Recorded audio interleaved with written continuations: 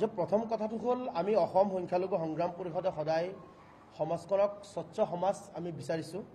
আৰু ৰাজনৈতিক প্ৰেক্ষাপটটো যেটো বৰ্তমান আপোনালোকে গম পায় মানুহে কয় পলিটিক্স নট ফৰ জেন্টলমেন আৰু আমি সেই পলিটিক্সটো আমি ভদ্ৰ সমাজৰ মাজত পৰিণত কৰিবলৈ অসম সংখ্যালঘু সংগ্ৰাম পৰিষদে আহ্বান কৰিছিলোঁ ইতিমধ্যে গম পায় যে ইয়াৰ পূৰ্বে আমি অসম সংখ্যালঘু সংগ্ৰাম পৰিষদে এটি সংবাদ মেল পাতিছিলোঁ আপোনালোকৰ নগাঁও প্ৰেছ ক্লাবত আমি কৈছিলোঁ যিজন ব্যক্তি লহকৰ জিলা পৰিষদৰ কংগ্ৰেছ দলৰ মনোনীত প্ৰাৰ্থী বাবুল আলী এই ব্যক্তিজনৰ সম্পূৰ্ণ যি নথিপত্ৰ আছিল গুটেইখিনি ভুৱা আৰু এই ভুৱা নথিপত্ৰ তেখেতে সাবমিট কৰিছিল তাৰ পিছতো নিৰ্বাচন আয়োগে তেখেতক বৈধ বুলি ঘোষণা কৰিছে আমি লাজ পাইছোঁ এই সমাজখনৰ ভিতৰত বৰ্তমান ৰাজনৈতিক প্ৰেক্ষাপটটো কি হৈ আছে আজি এই ব্যক্তিজনৰ আপোনাৰ মেট্ৰিক পাছ কৰিছে তেখেতে আপোনাৰ দিল্লীত তেখেতে হায়াৰ সেকেন্ডাৰী পাছ কৰিছে আপোনাৰ পাঞ্জাবত মানুহজনৰ ঘৰ হ'ল নগাঁও ঢিঙত অতিকে আচৰিত কথা আজি যদি ইমানেই শিক্ষিত ব্যক্তি আছিল তেখেতে ডক্টৰ হ'ব লাগিছিল ইঞ্জিনিয়াৰ হ'ব লাগিছিল তেখেতেতো একোই নহয় কিন্তু দেখা গ'ল আপোনালোকক মই আকৌ এবাৰ স্পষ্ট কৰি দি আছো 30 লাখ টকাৰ বিনিময়ত সাংসদ প্ৰদ্যুৎ বৰদলৈ ডাঙৰীয়া একেতক টিকেট বিক্ৰী কৰিছে আৰু যিসকল যোগ্য ব্যক্তি যিসকলৰ শিক্ষাগত অৰ্হতা আছে যিসকলৰ শিক্ষাগত সাৰ্টিফিকেট অৰিজিনেল হয় সেইসকল ব্যক্তিক বঞ্চিত কৰিছে মই আকৌ এটা কথা স্পষ্ট কৰি দি আছো আমি অসম সংখ্যালঘু সংগ্ৰাম পৰিষদ কিন্তু কোনো দলৰ বহুতীয়া নহয়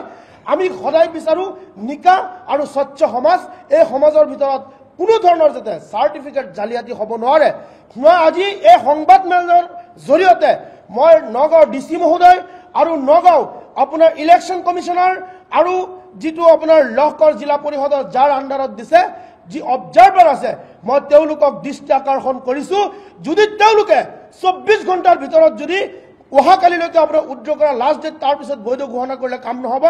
যদি তেওঁলোকে এইজন ব্যক্তিৰ যদি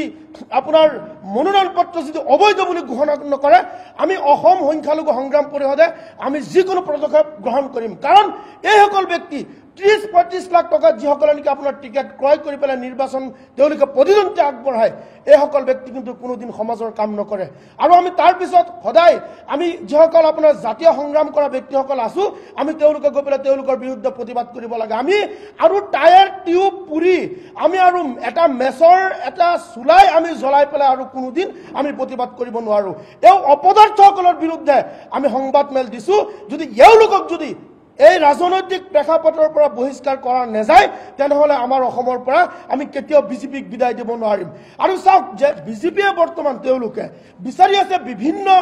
আপোনাৰ প্ৰক্ৰিয়াৰে ৰাজনৈতিক প্ৰেক্ষাপটটো আপোনাৰ বেয়া কৰি পেলাই তেওঁলোকে অসমৰ মাজত আধিপত্য বিস্তাৰ কৰিব কিন্তু সেই পৰিবেশটো আৰু বিজেপিৰ দালাল কংগ্ৰেছৰ ভিতৰত সোমাই আজীৱনৰ কাৰণে বিজেপিৰ ৰক্ষণাবেক্ষণ দি আছে গতিকে মই কৈছো এই সকল ব্যক্তিৰ যদি টিকেট বাতিল নকৰে এই সকল ব্যক্তিক যদি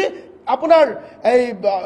ইয়াৰ পৰা তেওঁলোকক অবৈধ বুলি ঘোষণা নকৰে আমি সংগ্ৰাম পৰিষদে কিন্তু নিৰ্বাচন আয়োগক আমি এপ্লিকেশন দিম আৰু তাত আমি নিৰ্বাচন পাতিব নিদিম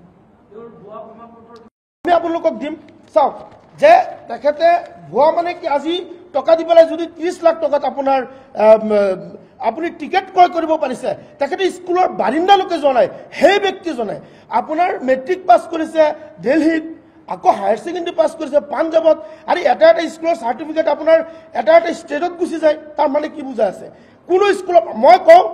আপুনি ভালকে এক পেজ এইজন ব্যক্তিক ইংলিছ লিখিব দিয়ক ভালকে এটা পেজ ইংলিছ আৰু অসমীয়াত পঢ়িব দিয়ক তেওঁ পঢ়িব নোৱাৰিব গতিকে তেওঁলোকে নেটত মাৰে কৰবাত মানে এনেকুৱা এটা সিস্টেম কৰিছে এই বুলি নহয় মই বিভিন্ন পঞ্চায়তৰ মাজত মোৰ অভিযোগ বৰ্তমান আহিছে বিহেকে মই আজিও মোৰ ওচৰত আহিছে যে আপোনাৰ লাওগাঁও পঞ্চায়ত তাত বিভিন্ন মানুহ যত যত আপোনাৰ নিৰ্বাচন খেলিছে কিবা কৰিব পৰা আপোনাৰ সাৰ্টিফিকেট কিনে আনিছে বৰ্তমান সাৰ্টিফিকেটৰ এটা কলা বজাৰ চলিছে এইটো বন্ধ হ'ব লাগে এই সকল ব্যক্তিক অবৈধ বুলি ঘোষণা কৰিব লাগে মই আপোনালোকক কৈ দি আছো ঢিঙত যেটো আপোনাৰ কেছ নম্বৰ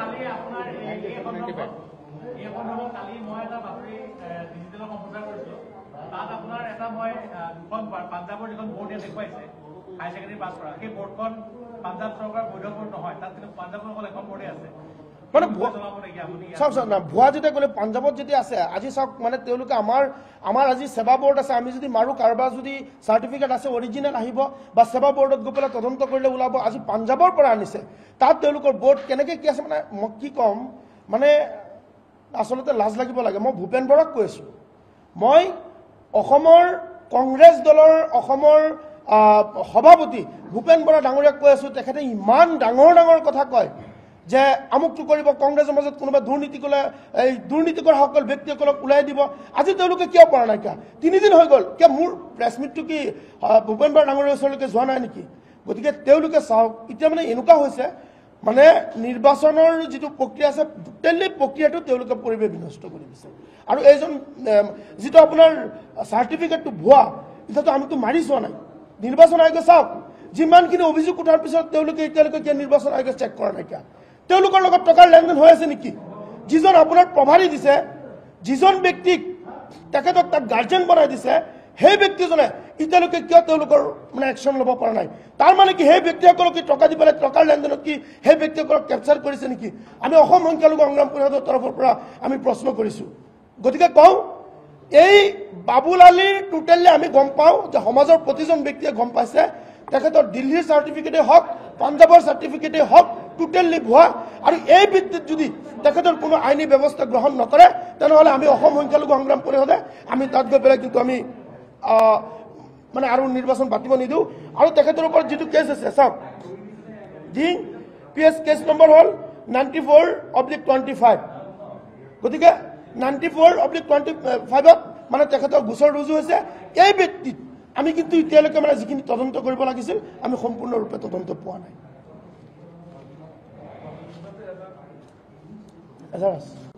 তেওঁলোকক যদি আমি চিনাক্ত কৰিব পাৰোঁ, আমি নিশ্চয় আপোনালোকৰ ওচৰত তেওঁলোকৰ নাম ঠিকনা আমি তেওঁলোকৰ গোটেইখিনি আনি পেলাই আপোনালোকক আমি দেখাই দিম। 100% আমি তদন্ত বিচৰাৰ কাৰণে আজি সংবাদমেল পাতিছোঁ। চাওক, যিসকল আপোনাৰ এইবোৰ মানে দুষ্ট চক্ৰ আহি পেলাই আপোনাৰ বিভিন্ন ধৰণৰ চাৰ্টিফিকেটৰ যোগান দিয়ে, তেওঁলোকৰ এটা কাম কৰি আছে। তেওঁলোককো চাইবাৰ কামত পেলাই পেলাই তেওঁলোকক এৰেষ্ট কৰিব লাগে। মই লগে লগে কওঁ, বৰ্তমান যিহেতু এইজন ব্যক্তিক চিনাক্ত কৰা হৈছে, আজিৰ দিনৰ ভিতৰত যদি আমাৰ নগাঁও জিলা প্ৰশাসনৰ আৰক্ষী অধীক্ষক স্বপ্ননীল ডেকা ডাঙৰীয়াক কৈছোঁ, যদি সৎ আছে আপুনি লহকৰ জিলা পৰিষদৰ এইজন ব্যক্তিক ভুৱা আপোনাৰ চাৰ্টিফিকেট থকাৰ কাৰণে এৰেষ্ট কৰি পেলাই আপুনি দেখাই দিয়ক। আৰু আমি গম পাওঁ যে 3 দিন ধৰি পেলাই এই বাবুল আলী এই ব্যক্তিজন টোটেলি একদম ঘৰ বাৰী এৰি দি পেলাই পলাই আছে। গতিকে তেওঁ পলাই থকাৰ কাৰণ কি? মানে তেখেতৰ গোটেইখিনি চাৰ্টিফিকেট ভুৱা, সেইকাৰণে তেখেতে পলাই আছে। আমি নিৰ্বাচন আয়োগৰ লগত যোগাযোগ তেখেতৰ ওপৰত চাওক, আমি দিয়া নাই, তেখেতৰ ওপৰত আপোনাৰ গোচৰ ৰুজু হৈছে, কিন্তু এতিয়ালৈকে আমি কোনো ধৰণৰ তেওঁলোকৰ যিখিনি পদক্ষেপ ল'ব লাগিছিল আমি সেইখিনি দেখা নাই। গোচৰ দিছে আপোনাৰ তেখেতৰ চাৰ্টিফিকেট ভুৱা বুলি গোচৰটো দিছে, আছে মই আপোনালোকক দি আছোঁ।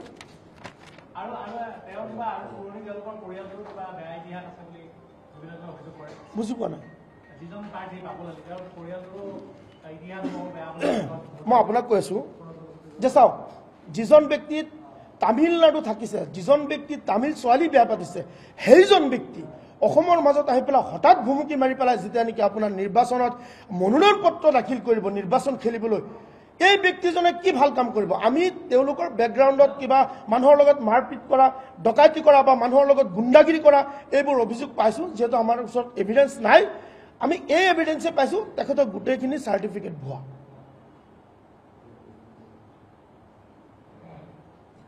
হ'ব।